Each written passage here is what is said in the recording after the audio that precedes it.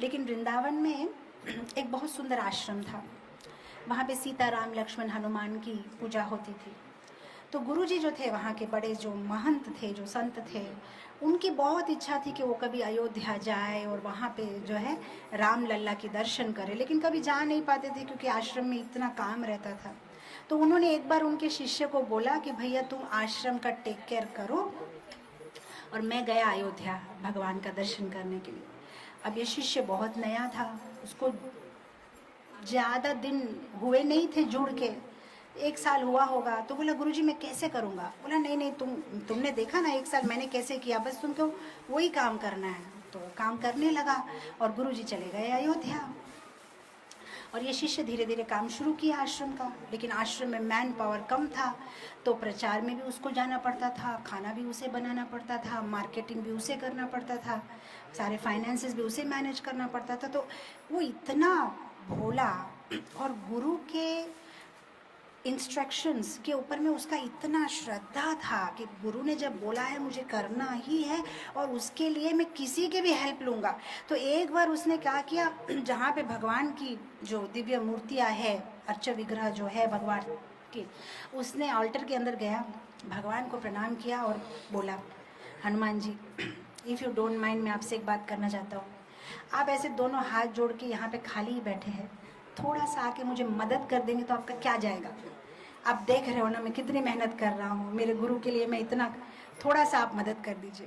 तो हनुमान जी शौक, आज तक कभी किसी ने उनसे ऐसा बात नहीं की कि आप क्या कर रहे, खाली तो बैठे, चलो दोनों मिलके करते हैं। तो हनुमान जी चुपचाप से उठ गए, बोले चलो दोनों मिलके करते हैं। तो बोला हनुमान जी को बोला देखिए आप ऐसा करिए, मार्केटिंग वगैरह आप करिए, मैंने सुना है आप पहाड़ वगैरह उठाने में बहुत एक्सपर्ट है, लेकिन देखिए यहाँ पे पूरा बाजार वाजार उठा के नहीं आना, पुलिस पकड़ेगी। जो मैंने लिस्ट में लिखा है बस उतना ही सामान आपको बाजार से खरीद के आना है। हनुमान जी बोले ठीक है।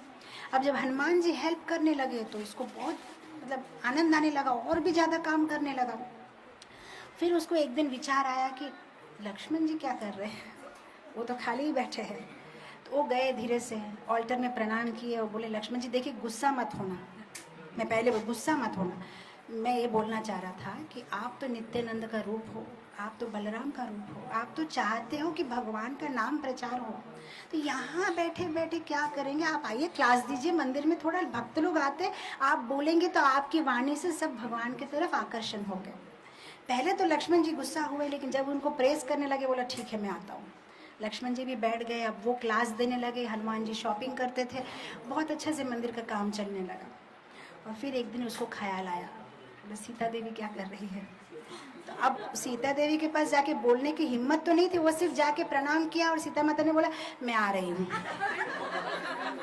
मैं आ रही हूँ, मैं किचन संभाल लूँगी, तुम चिंता मत करो। बोला ठीक है, माँ तो होती ही ऐसी है, बहुत दयालु।